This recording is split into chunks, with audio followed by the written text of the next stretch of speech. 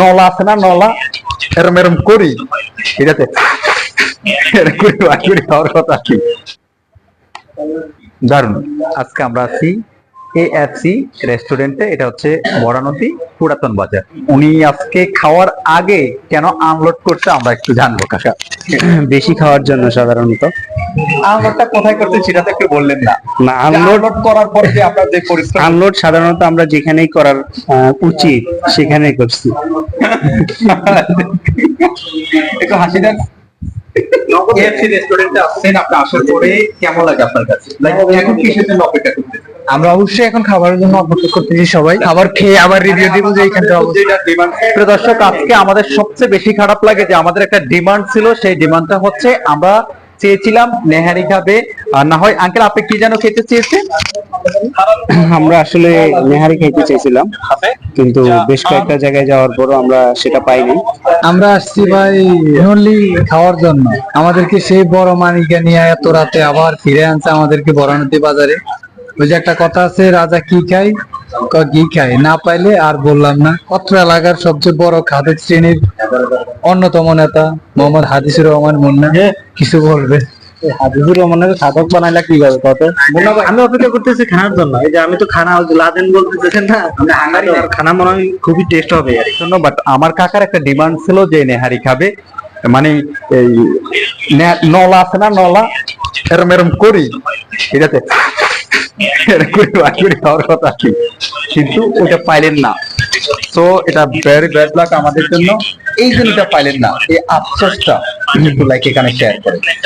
না, আসলে আমাদের সবার উদ্দেশ্য ছিল অনেক দূর পথ আমরা পাড়ি দিয়ে এখানে এসেছি নলা খাওয়ার জন্য, কিন্তু আমরা আসতে একটু লেট হয়ে গেছে, যার কারণে বেশিরভাগ দোকানগুলোই বন্ধ করে দেয়।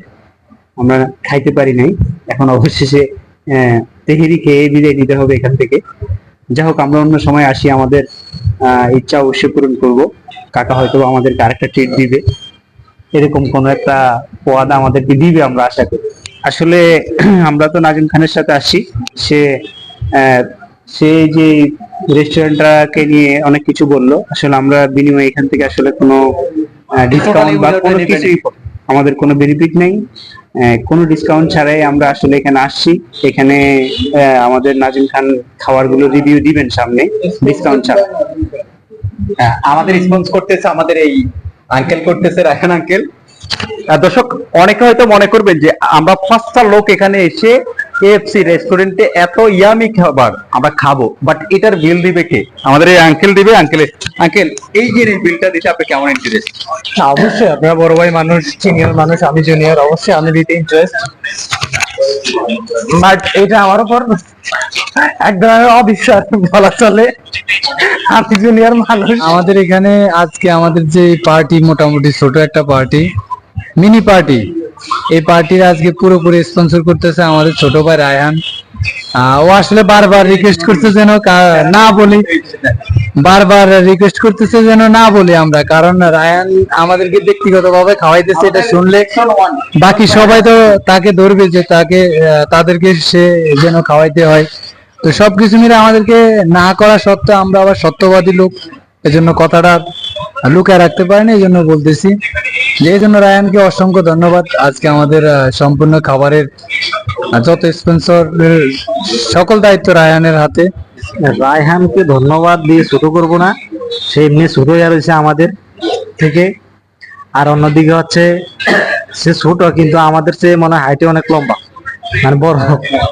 তবে তার মনটাও যে এত বড় আমরা আগে বুঝি নাই, এখন বুঝতে পারলাম এই AFC চাইনিজ রেস্টুরেন্টে এসে।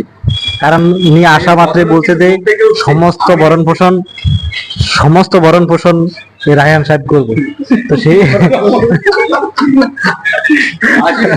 আমরা সাথে সাথে কিন্তু তার জন্য একটা কি বলে এটা মেয়ে খুঁজতেছি, যদি মনের মতো পাই তাহলে সেটাও কিন্তু তারে ধরামো। হ্যাঁ, ও তো আমরা তো আসলে আসল কথাই বলি নাই, আমরা পরের অপশনে আছি এখন। আমাদের মূল আজকে আমরা বড় মানিকা গেছি। এখানে আমরা যারা আছি সবাই আমরা সবাই ম্যারিড, শুধু রায়হান আনম্যারিড। আমরা রায়হানের জন্য একটা মেয়ে দেখতে বড় মানিকা গেছি। ওখান থেকে আসার পথে রায়হানা আমাদের কি খুশি হয়ে আঙ্কেল কেমন লাগে? অসাধারণ, সেই স্বাদ। খাবারগুলো যথেষ্ট মানসম্মত এবং খুব টেস্টি মনে হচ্ছে। মানে আমরা অনেক তো লেট করে আসছি, তারপরেও খাবারের মানগুলো খুব ভালো লাগছে আমাদের কাছে। ধন্যবাদ নাজিম খান। তো আমরা খাচ্ছি, খাওয়ার পরে আবার কথা বলবো ইনশাল্লাহ। আর খাওয়ার টাইমে নাকি বেশি কথা ভালো না। প্লেট যখন লয়ে গেছে তখন কি মনে করছে? কি মনে করছে? নতুন করে সুস্থ দিব। আমি তো ভাবছি নাজিম খান যেহেতু রিভিউ দিচ্ছে, নাজিম খানের জন্য স্পেশালি মাংস দিল, কিন্তু নাজিম খান এটা খুশি হওয়ার কোনো কারণ নাই। অলরেডি আমার খাওয়া শেষ, আর চাচ্চু একটু বেশি খাচ্ছে কারণ উনি তো আনলোড করে আছে আর আমরা তো সবাই লোডিং এ ছিলাম।